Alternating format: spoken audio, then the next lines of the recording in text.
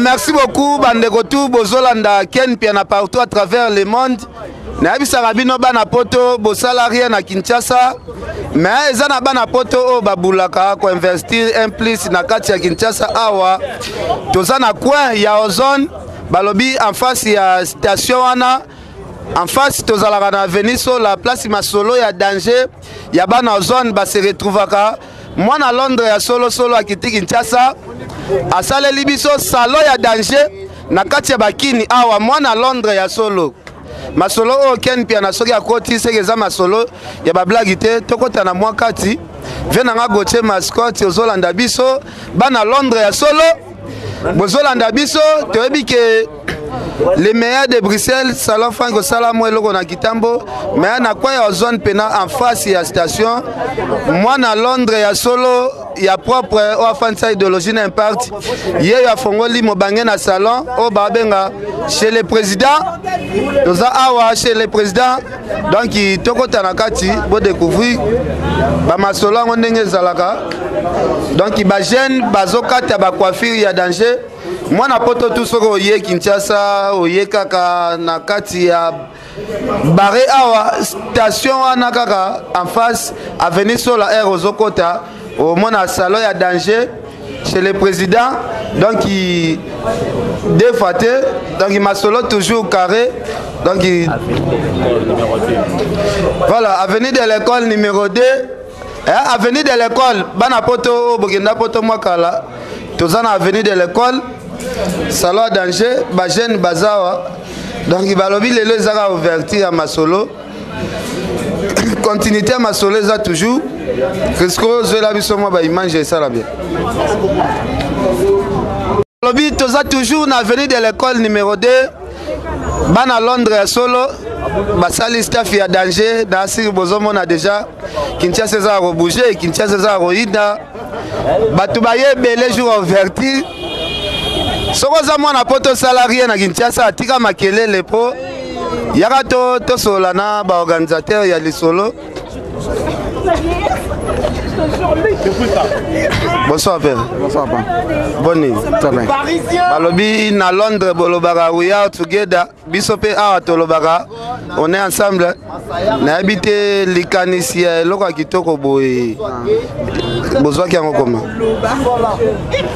ezalaka plus mpona koapporter un plus na bavie ya bacongolais ya bakinois plus surtout na ndenge ke kinois alingi soin alingi kolata alingi biloko nyonso tu alors toyebi ke mokili ezoévolue alors efalaki mpe biso mpe toya na un plus mpo esunga bango bazala réellement ndenge balingaka bazala bon chic bon genre tomona bato ebele bapansaka il faut atonga na gombe mwa bandal mwa lemba mais boza bato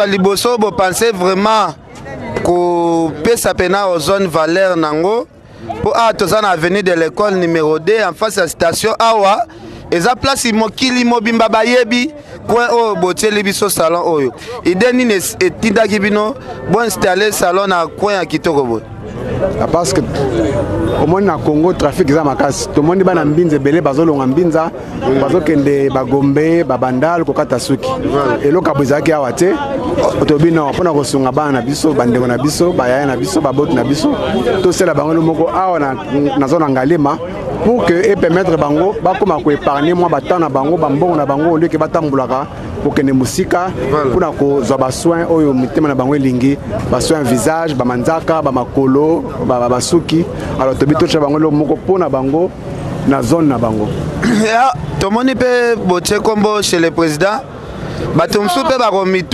bakomituna chez le président kombo wana botie par rapport à quoi nayebi te chez le président eza baide ebanda depuis Londres ou bien boyeka kofungola baide à partir ya Kinshasa nebandeli nalobi ke kino alingi kozala bon chic bon genre alors tomoni ke moto aza na mposa azala bon chic bon genre ça veut dire aza na mposa azala honoré aza na mposa mokili epesa respect epesa ye honneur tokobenga ye honorable tokobenga ye sommet tokobenga ye nyonso tu alors tobi kombo na président ezo simba na vision parce que muto aza na poste za la honorer il faut essayer kao parce que ça veut dire vous allez le président tant obimi ozobima réellement comme président za la to bongisa yo suki to bongisa manzaka elongi nyonso tu oyo ke okota osepela ndenge motemelingi na service.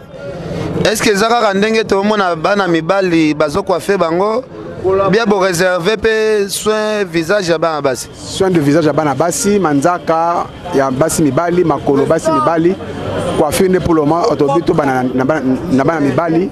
Mais mois prochain to bana o ya basi na o ezako yai. Voilà. Merci beaucoup. En tout cas, félicitations d'abord na Baïdé au Bozu initiative. Initiative pena équipe pena très bien. Na habité qui en collaboration maman na papa basangisi mayele yango eboti eloko.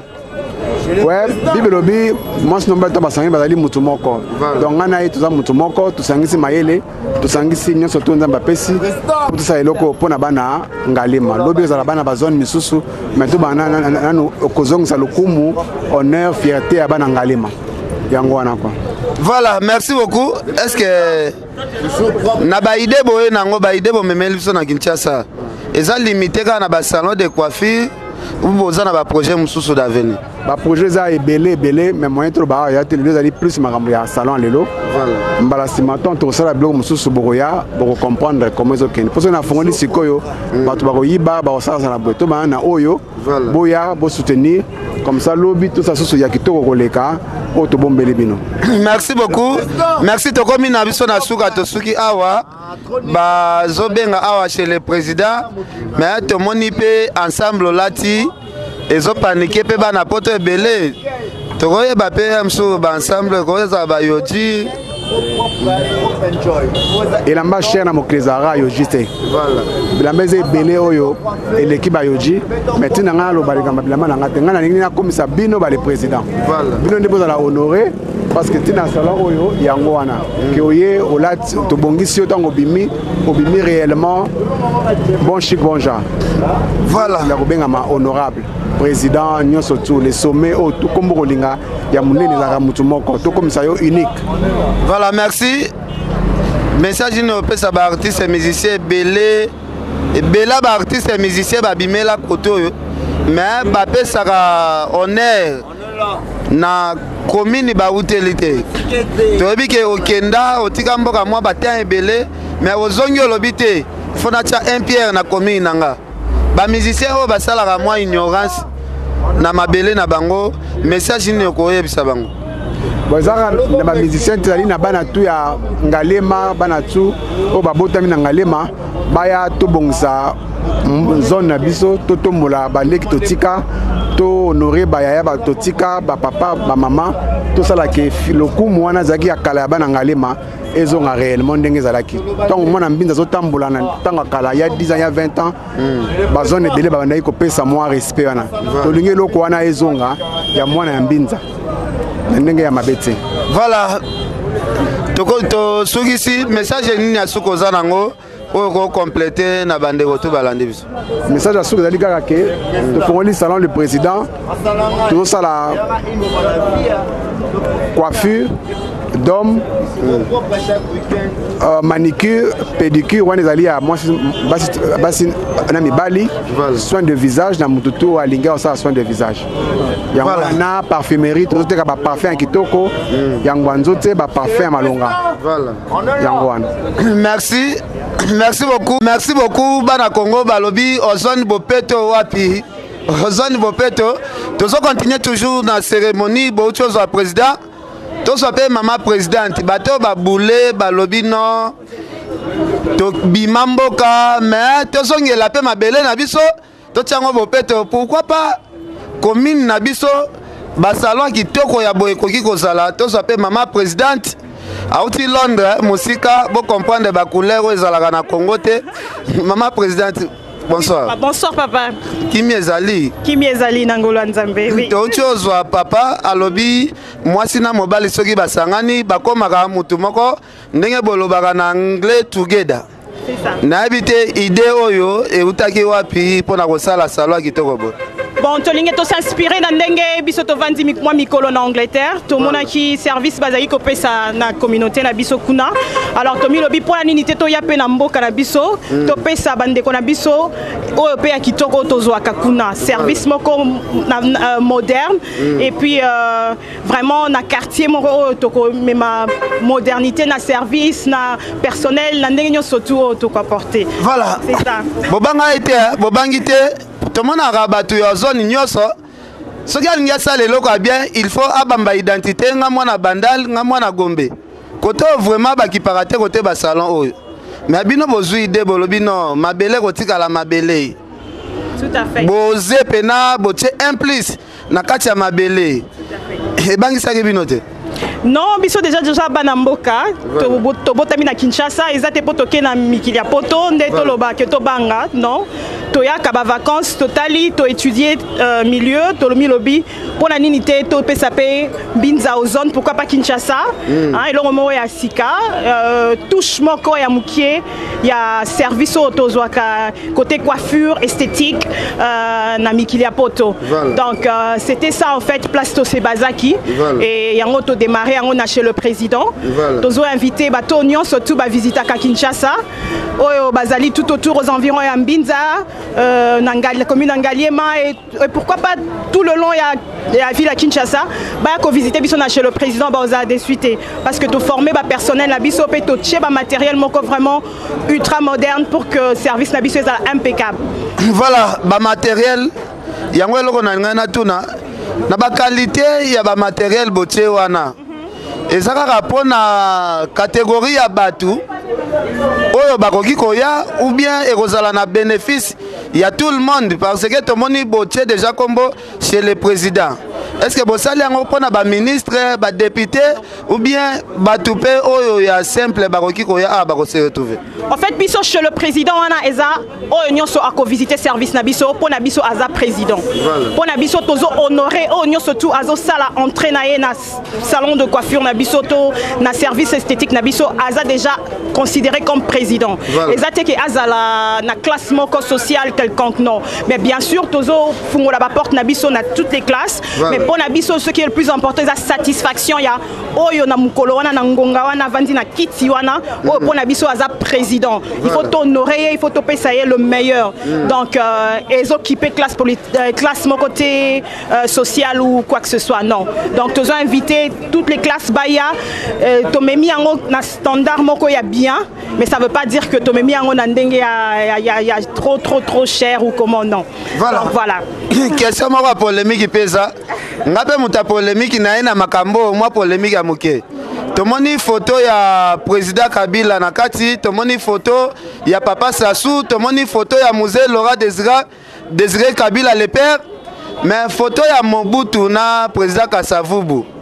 Bangonde baza ba président obo pensete na banza tam susu caméra ezwaki malamu te to bandaki réellement photo ali boso kutu so tali malamu ya papa Kasavubu ne balobaka la charité bien ordonnée commence par soi-même to poni ba différents présidents baza na origine moko africaine alors ezaika pona ko représenter kombo na biso et ko représenter pe service na biso na ndenge tozo mema kande na lobby client pona biso to o nyonso to akoya pona service na biso tozo mema na niveau wana tozo zoyer loko président le quoi Mokonzi dans un moment là donc bango en tout cas ba président na biso nyonso ya mboka baza représenter pour ça d'abord mboka na biso ndeza ngape na yela binoka photo Mobutu azape wana na banza tam su caméra zuyete mais azali voilà merci beaucoup merci beaucoup alors Bolandi ngape na ogendo vérifier ba photo soki ya Mobutu ezate na zoya nango na force. Donc il y a Mobutu peut faire ça là, il y a papa Kasavubu fait ça là, mais n'a quoi ajouter pe photo ya Obama il fait ça là wana, photo pe ya papa Naso Lumumba, il y a ngope fait ça la photo Mandela, ngai tangue prisonnier photo Mandela kozanga te, photo papa Sassou eza, photo Adaneza, président na biso pe ba prisonnier papa Nelson Mandela, photo kozanga ndeni, napesa bambote, napesa na bambote. Donc il n'a pas fils et fils, Azawana, fils et fils, Azawana, Doudou Montiripé, CCTV, Azawana.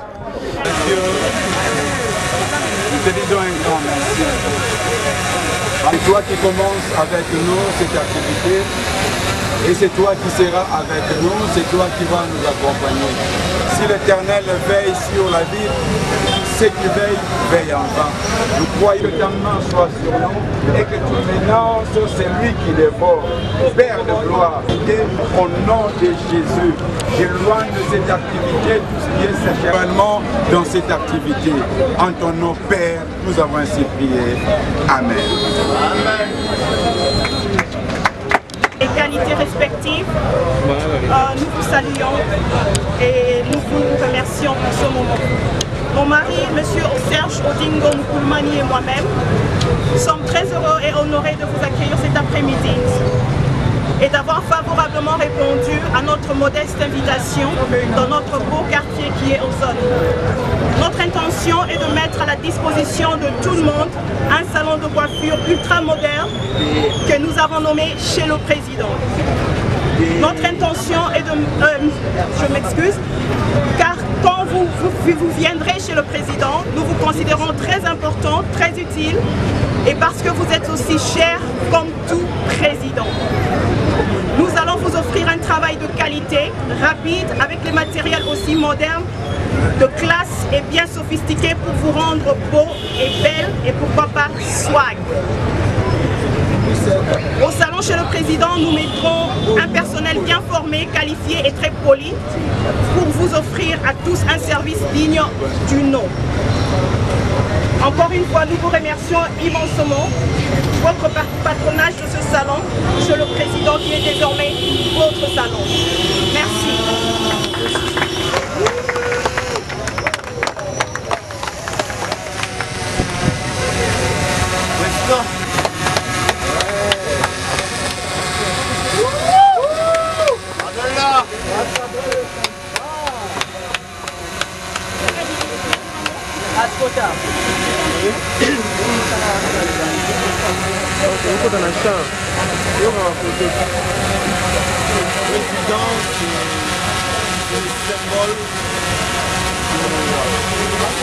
De la royauté et le roi comme le président est là pour servir. Le terme président c'est pour servir. Ce n'est pas le président.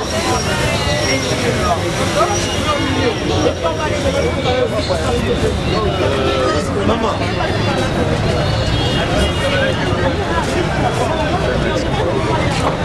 C'est le président. On est là. Les jaloux vont m'écrire. On est là. Toujours enjoy. Il y a toujours des vêtements et des stages. On est toujours trop fort. C'est le président. Non quoi, tout est bien propre, tout est classe.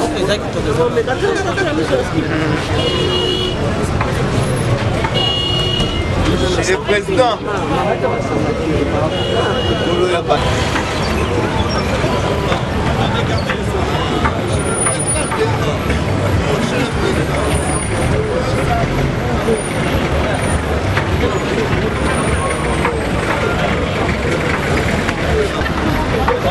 Le président, tout enjoy, tout enjoy.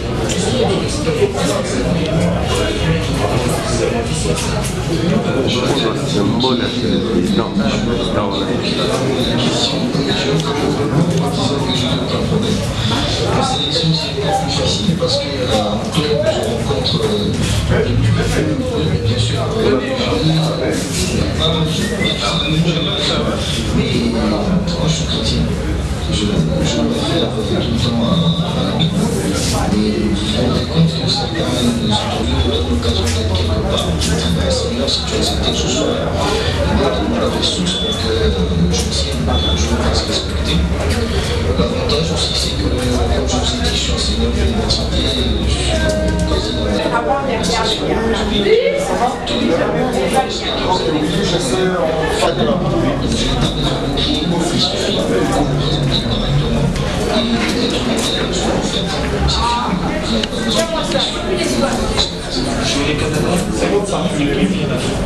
Se rapprocher de la compétition, on commençait à suivre cette équipe de près avec le coach Eric. On a passé des séances vidéo avec pendant très longtemps à suivre le Canada. On s'était déjà rendu compte que c'était pas facile à jouer. Et voilà, contre le Canada. C'est un match où on a